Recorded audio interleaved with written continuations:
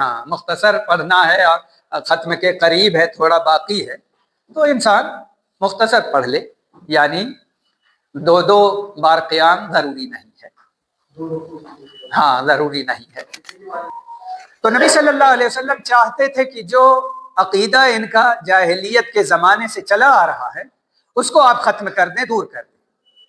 تو آپ نے فرمایا کہ یہ کسی کے مرنے یا جینے سے انہیں گہن نہیں لگتا،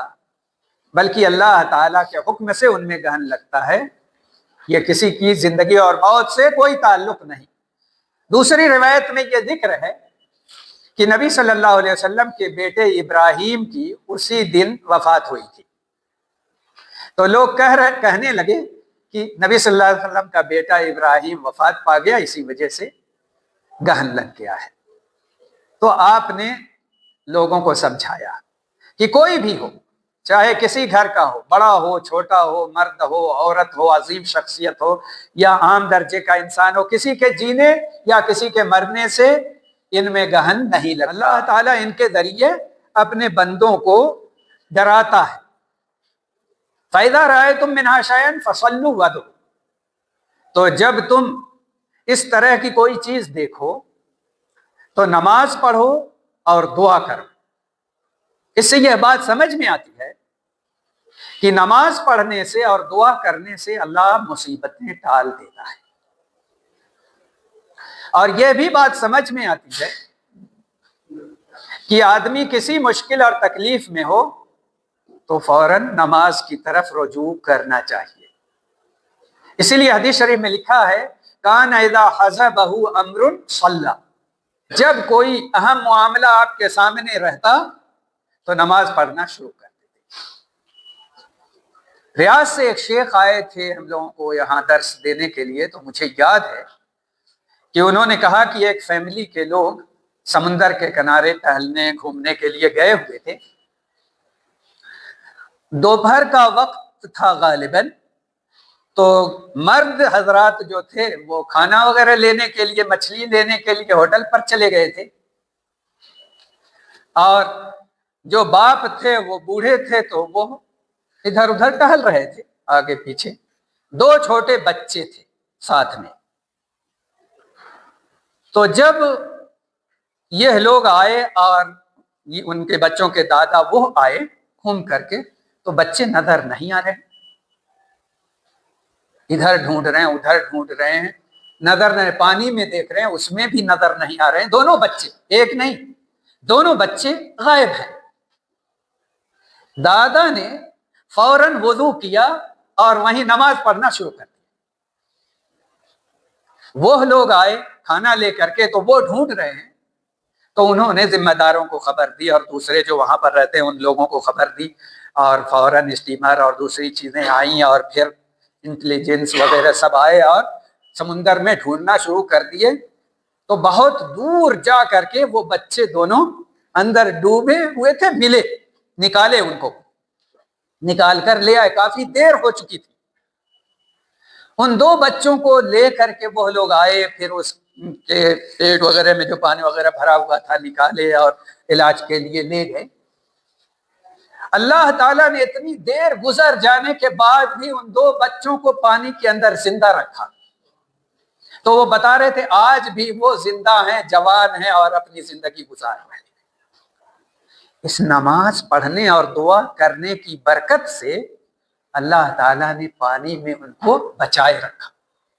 مشکلوں سے اللہ بچاتا ہے جب بندے اللہ کی طرف رجوع کرتے ہیں، نماز پڑھتے ہیں، دعا کرتے ہیں، درخواست کرتے ہیں۔ تو دادا نے سوچا کہ میں اور کیا کر سکتا ہوں، ان کے دماغ میں فوراً بات آئی چلو نماز پڑھو۔ نبی صلی اللہ علیہ وسلم کو کوئی مشکل ہوتی تھی فوراً نماز پڑھنا شروع کر دی، تو وہ پوری توجہ سے نماز پڑھنے لگے اور اللہ تعالیٰ نے ان بچوں کو بچا لیا اور ان کی حفاظت کی۔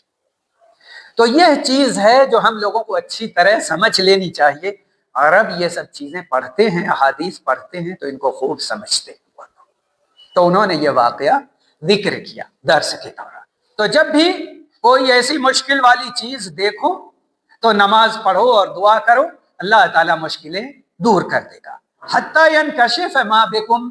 یہاں تک کہ تمہارے ساتھ جو کچھ پیش آیا ہے وہ دور ہو جائے، یعنی گہن ختم ہو جائے تب تک نماز پڑھتے رہو اور دعائیں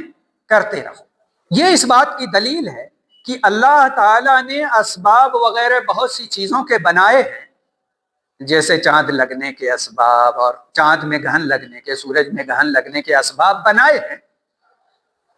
یعنی ظاہری اسباب کی، ان سیارات کی گردش وغیرہ سے پھر فلاں چیز جو ہے وہ سامنے آ گئی اور پھر اس کی روشنی مدھم پڑ گئی اور دھیرے دھیرے ختم ہو گئی۔ اس طرح کے نظام اللہ نے بنائے، لیکن اس کے حکم سے ہوتے ہیں یہ سب، اور جب وہ چاہتا ہے تبھی یہ ہوتے ہیں،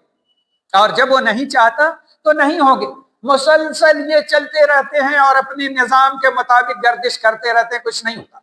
اور جب اللہ کی مرضی ہوتی ہے، اللہ ڈرانا چاہتا ہے یا لوگوں وہ چاہتا ہے کہ میرے بندے میری طرف رجوع کریں، مجھ سے معافی مانگیں، میرے آگے گریہ وزاری کریں، عاجزی کریں، درخواست کریں، اس کی چاہت ہوتی ہے تو وہ اس طرح کی چیزیں دکھا کر کے ان کو خوف دلاتا ہے، اور تاکہ جو سمجھدار ہیں وہ ضرور سمجھ جائیں گے کہ ہم سے غلطیاں ہو رہی ہیں، ہمیں غلطیاں چھوڑنی چاہیے اور توبہ کرنا چاہیے اور اللہ کی طرف رجوع کرنا چاہیے۔ عن عائشہ رضی اللہ عنہا قالت خسفت الشمس فی عہد رسول اللہ صلی اللہ علیہ وسلم فصلی رسول اللہ صلی اللہ علیہ وسلم بالناس فاطال القیام ثم رکع فاطال الرکوع ثم قام فاطال القیام وهو دون القیام الاول ثم رکع فاطال الرکوع وهو دون الرکوع الاول ثم سجد فاطال السجود ثم فعل في الركعة الأخرى مثل ما فعل في الأولى ثم انصرف وقد تجلت الشمس فخطب الناس فحمد الله وأثنى عليه ثم قال إن الشمس والقمر آيتان من آيات الله لا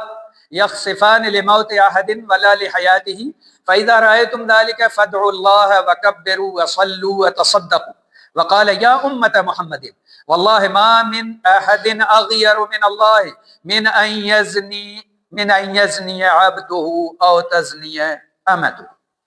يا أمة محمد والله لو تعلمون ما أعلم لضحكتم قليلا ولبكيتم كثيرا وفي لفظ فاستكمل 4 ركعات و4 سجدات۔ یہ روایت عائشہ رضی اللہ عنہا سے مروی ہے، انہوں نے کہا خسفت الشمس، سورج کو گہن لگا، فی عہد رسول اللہ صلی اللہ علیہ وسلم، رسول اللہ صلی اللہ علیہ وسلم کے زمانے میں، فصلی رسول اللہ صلی اللہ علیہ وسلم بالناس، تو اللہ کے رسول صلی اللہ علیہ وسلم نے لوگوں کو نماز پڑھائی، فاطال القیام، تو لمبا قیام کیا، دیر تک آپ تلاوت کرتے رہے، ثم رکع، پھر رکوع کیا، فاطال الرکوع، تو لمبا رکوع کیا، ثم قام، پھر رکوع سے اٹھ کر کھڑے ہوئے، فاطال القیام، تو لمبا قیام کیا، وَهُوَ دُونَ الْقِيَامِ الْأَوَّلِ، اور وہ پہلے قیام سے کم تھا، اور وہ پہلے قیام سے کم تھا۔ پھر رکوع کیا تو لمبا رکوع کیا، اور وہ پہلے رکوع سے کم تھا۔ ثم سجد، پھر سجدہ کیا، فاطال السجود، تو لمبا سجدہ کیا، ثم فعل في الركعة الأخرى مثل ما فعل في الأولى، پھر دوسری رکعت میں بھی ویسے ہی کیا جیسے پہلی رکعت میں کیا تھا۔ ثم انصرف، پھر نماز سے مڑے، فارغ ہوئے، وقت تجلت الشمس، اور اس وقت تک سورج روشن ہو چکا تھا۔ فخطب الناس، تو آپ نے لوگوں کو خطبہ دیا، فحمد اللہ، تو اللہ کی تعریف کی، واثنى علیہ، اور اللہ کی ثنا بیان کی، ثم قال، پھر کہا، ان الشمس والقمر، بے شک سورج اور چاند، آیتان من آیات اللہ، اللہ کی نشانیوں میں سے 2 نشانیاں، لا یخسفان، انہیں گہن نہیں لگتا، لموت احد ولا لحیاتہ، کسی کے مرنے سے اور نہ کسی کے زندہ ہونے سے۔ فَإِذَا رَأَيْتُمْ ذَلِكَ، تو جب تم دیکھو یہ، فَادْعُوا اللَّهَ، تو اللہ سے دعا کرو، وَكَبِّرُوا، اور اللہ کی بڑائی بیان کرو، وَصَلُّوا، اور نماز پڑھو، وَتَصَدَّقُوا، اور صدقہ کرو۔ ثم قال، پھر فرمایا، یا امت محمد، اے محمد کی امت، محمد کے ماننے والے صلی اللہ علیہ وسلم، واللہ، اللہ کی قسم، ما من احد، نہیں ہے کوئی، اغیر، زیادہ غیرت مند، من اللہ، اللہ سے، من ان یزنی عبدہ او یتزنی امتہ، کہ زنا کرے اس کا کوئی بندہ یا زنا کرے اس کی کوئی بندی یا لونڈی۔ یا امت محمد، اے امت محمد، واللہ اللہ کی قسم، لو تعلمون، اگر تم لوگ جان لو، ما اعلم، جو میں جانتا ہوں، لضحکتم قلیلا، تو تم ہنسو کم، ولبکیتم کثیرا، اور تم رو زیادہ۔ یہ ساری حدیثیں بخاری اور مسلم کی حدیثیں ہیں۔ نبی صلی اللہ علیہ وسلم نے لمبا قیام کیا، لمبا رکوع کیا، لمبا سجدہ کیا، تو صحابہ نے اس کا اندازہ لگایا کہ 2 رکعت کتنی دیر میں آپ نے پڑھی، تو بعض روایتوں میں ذکر کیا کہ وہ تقریباً پوری سورہ بقرہ پڑھنے کے برابر نماز تھی۔ سورہ بقرہ جو 2.25 پارہ سے زیادہ ہے، جتنی دیر میں کوئی پڑھ لے اتنی دیر لگی آپ کو نماز پڑھنے اور اسے ختم کرنے میں۔ یعنی نبی صلی اللہ علیہ وسلم کے زمانے میں ایسا پیش آیا اور آپ نے نماز پڑھائی اور لوگوں کو تعلیم دی کہ کبھی کبھی اس طرح کی چیزیں جب پیش آئیں تو لمبی نماز پڑھنی چاہیے۔ پہلی رکعت میں تو آپ کی قرات وغیرہ اور رکوع اور سجود سب زیادہ لمبے ہوئے، اور دوسری رکعت میں بھی لمبے ہوئے، لیکن ہر رکعت میں آپ نے 2 بار قرات کی تھی۔ پہلی بار قرات کی، لمبی قرات، پھر رکوع کیا اور لمبا رکوع، پھر اٹھے اور پھر تلاوت شروع کر دی۔ تو جو 2 بار تلاوت شروع کی تھی وہ پہلی تلاوت سے ذرا کم تھی۔ پھر اس کے بعد رکوع کیا تو جو پہلا رکوع تھا اس کی بنسبت یہ دوسرا رکوع ذرا کم تھا۔ تو ایک ہی رکعت میں آپ نے 2 بار قرات کی اور 2 بار رکوع کیا، اور پھر سجدے میں گئے تو 2 سجدہ کیا، یعنی ایک ہی رکعت میں 2 رکوع، 2 سجدہ اور 2 بار قیام اور تلاوت، اور بلند آواز سے کی۔ تو اس سے یہ بات سمجھ میں آتی ہے کہ بعض اوقات جب اس طرح کے حالات پیدا ہو جاتے ہیں تو تلاوت لمبی کرنے کے لیے آپ لمبی کرتے ہی تھے، لیکن ایسا محسوس ہوتا کہ ابھی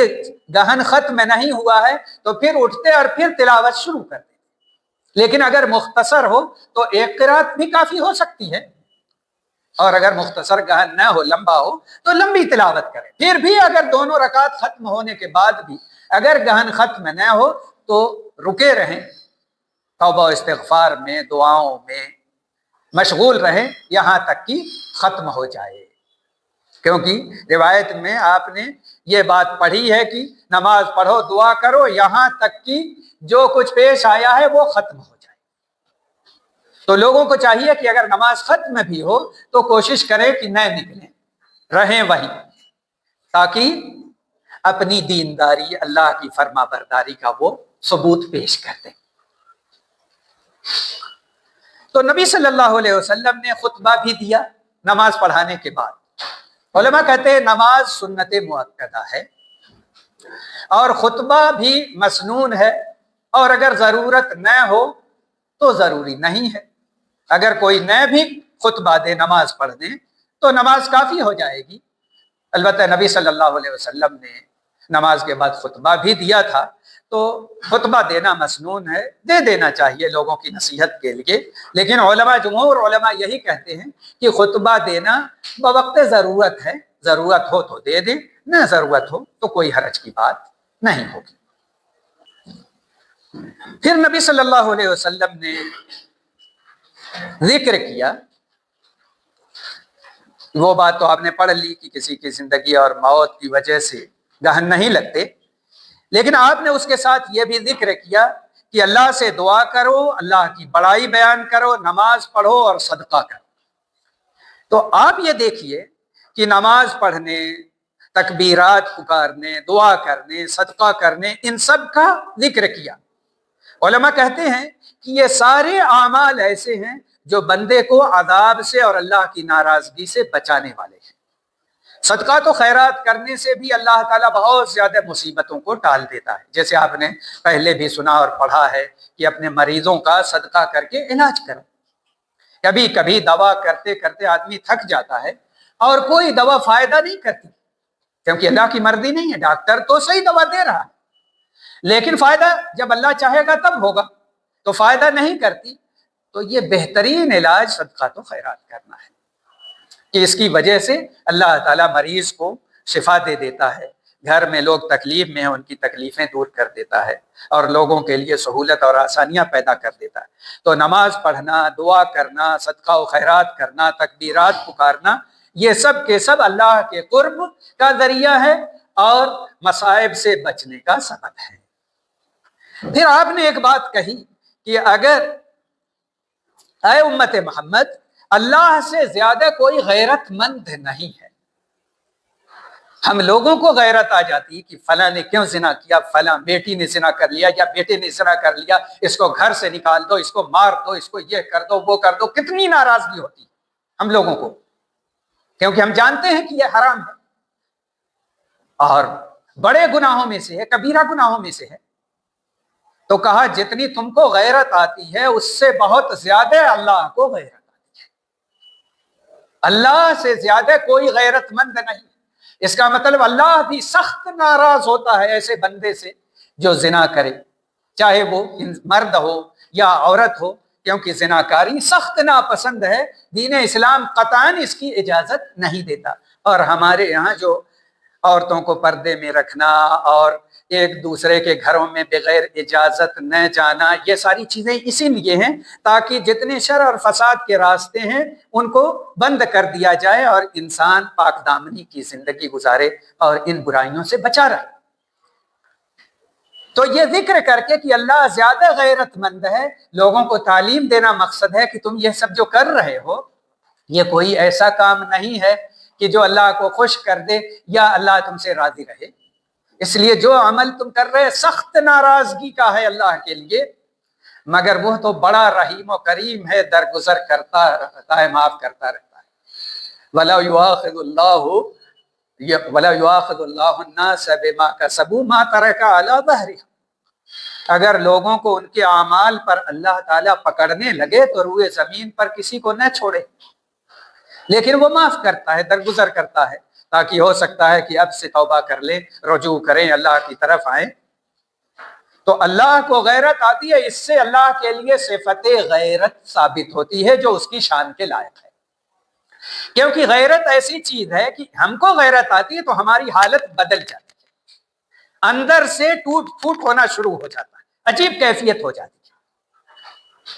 تو یہ تو بندوں کی ہے، کیونکہ ہمارے ہاں ضعف ہے، کمزوری ہے، عیب ہے، کمی ہے بندے، اور اللہ تعالیٰ عیب سے پاک ہے۔ تو ہم اللہ کے لیے صفت غیرت مانیں گے جو اس کی شان کے لائق ہے، بغیر تحریف کے اور بغیر تعطیل کے اور بغیر تشبیہ کے، بغیر تمثیل کے، کہ ہم اللہ کی مثال نہیں دیں گے، اللہ کو کسی سے تشبیہ نہیں دیں گے اور اس کے معنی کو نہیں بدلیں گے اور اس کا انکار نہیں کریں گے، بلکہ مانیں گے اور کہیں گے جو اس کی شان کے لائق ہے۔ پھر کہا کہ اگر تم لوگ جان لو جو بات میں جانتا ہوں تو تم لوگ ہنسنا کم کر دو اور رونا زیادہ کر دو۔ تو اللہ کے نبی صلی اللہ علیہ وسلم اللہ تعالیٰ کی بہت سی باتیں جو جانتے تھے اور اللہ تعالیٰ آپ کو دکھا دیتا تھا، وہ ساری چیزیں، جیسے آپ نے کہا کہ میں اس سے سرگوشی کرتا ہوں کہ جس سے تم سرگوشی نہیں کرتے۔ تو بعض چیزیں ایسی ہیں جو نبی صلی اللہ علیہ وسلم نے جان لی اور دیکھ لی۔ اب انسان صرف آپ کی بات سن سکتا ہے لیکن اس کی کیفیت نہیں جان سکتے ہم کی کتنی شدید ہے وہ۔ تو آپ نے فرمایا کہ جو باتیں میں جانتا ہوں اگر تم لوگ جان لو، یعنی یقینی جان لو، تو ہنسنا بند کر دو اور رونا شروع کر دو کہ اللہ کا عذاب کتنا سخت ہے اور وہ پکڑ لے تو پھر چھوٹنا کتنا مشکل ہے۔ یہ ساری چیزیں اگر تم لوگ حقیقت میں جان لو तो फिर तुम हंसना बंद कर दो और रोना शुरू कर दो। इससे यह बात भी समझ में आती है कि अल्लाह के नबी सल्लल्लाहु अलैहि वसल्लम की हालत और कैफियत लोगों से जुदा थी, और नबी सल्लल्लाहु अलैहि वसल्लम बाज कैफियत ऐसी रखते थे जो दूसरे लोगों को नहीं होती थी। उन्हीं कैफियत में से ये भी है कि आप कभी कभी सौम विसाल रखते थे, कि कई कई दिन का मुसलसल रोजा रख लेते थे और लोगों को मना करते थे कि तुम लोग मत रखो। तो आपने फरमाया, लोगों ने कहा कि आप तो रखते हैं, हमको क्यों मना करते हैं? तो कहा कि मेरा रब मुझे खिलाता और पिलाता है, नहीं खाता फिर भी भूख नहीं लगती, नहीं पीता फिर भी प्यास नहीं लगती। तो ये तो हदीस से साबित है। तो बाद हालात आपके ऐसे थे जिससे आप दूसरों से मुमताज थे, अलग थे। ये कैफियतें कभी आपके साथ होती थी जबकि दूसरे लोगों के साथ नहीं। नबी मूसा क़ाल खसफत शम्स फी ज़मान रसूलिल्लाह सल्लल्लाहु अलैहि वसल्लम फ़क़ाम फ़ज़अन यख़शा अन तकून अस्साअत हत्ता अतल मस्जिद फ़क़ाम फ़सल्ला बिअत्वल क़ियामिन व रुकूइन व सुजूदिन मा रअयतुहु यफ़अलुहु फ़ी सलातिन क़त्तु ثم قال إن هذه الآيات التي يرسلها الله لا تكون لموت أحد ولا لحياته ولكن الله عز وجل يرسلها يخوف بها عباده فإذا رأيتم منها شيئا فافزعوا إلى ذكر الله ودعائه واستغفاره۔ ابو موسیٰ اشعری رضی اللہ عنہ سے مروی ہے، انہوں نے کہا کہ سورج کو گہن لگا رسول اللہ صلی اللہ علیہ وسلم کے زمانے میں، تو آپ گھبراہٹ میں اٹھے، قام میں اٹھے فزعن گھبرا کر، یخشا آپ ڈر رہے تھے ان تکون الساعہ کی قیامت آ گئی، حتی اتى المسجد یہاں تک کہ آپ مسجد میں آئے، فقام فصلی تو آپ نے قیام کیا اور نماز پڑھی، باطول قیام و رکوع و سجود بہت لمبا قیام اور رکوع اور سجدہ، ما رأیتہ یفعلہ فی صلاۃ قط میں نے نہیں دیکھا کہ آپ نے کسی نماز میں کبھی بھی اس طرح کیا کہ اتنا لمبا قیام کیا ہو، اتنا لمبا رکوع کیا ہو، اتنا لمبا سجدہ کیا ہو۔ ثم قال پھر فرمایا ان هذه الآیات یہ نشانیاں التی یرسلها اللہ جنہیں اللہ بھیجتا ہے، لا تکون نہیں آتی لموت احد کسی کے مرنے سے، ولا لحیاتہ اور نہ کسی کے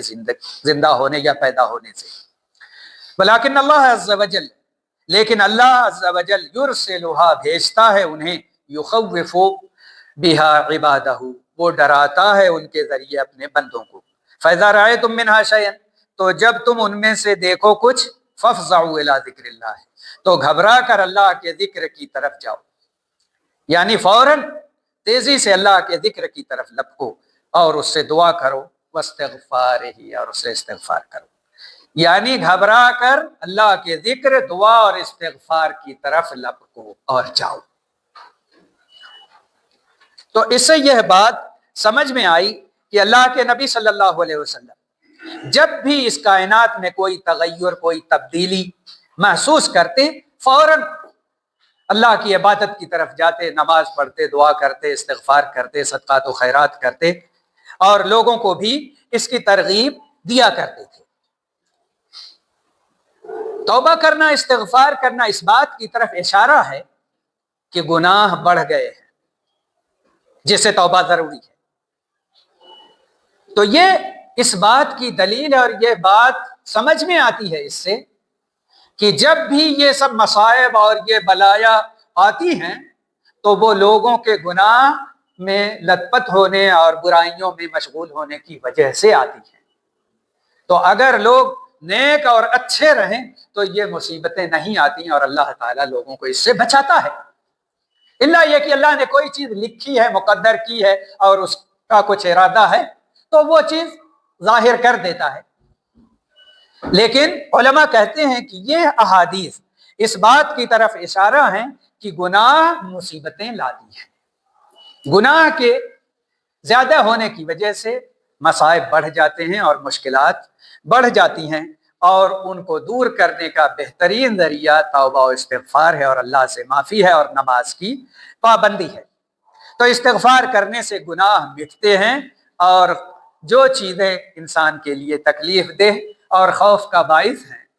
وہ چیزیں اللہ تعالیٰ دور کر دیتا ہے، نماز پڑھنے سے، استغفار سے، دعا سے اور عاجزی و گریہ و زاری سے۔ اللہ ہم سب کو دین کی سمجھ عطا کرے اور اسلامی تعلیمات پر عمل کرنے کی توفیق دے۔ وصلی اللہ وسلم علی نبینا محمد وعلی آلہ وصحبہ اجمعین۔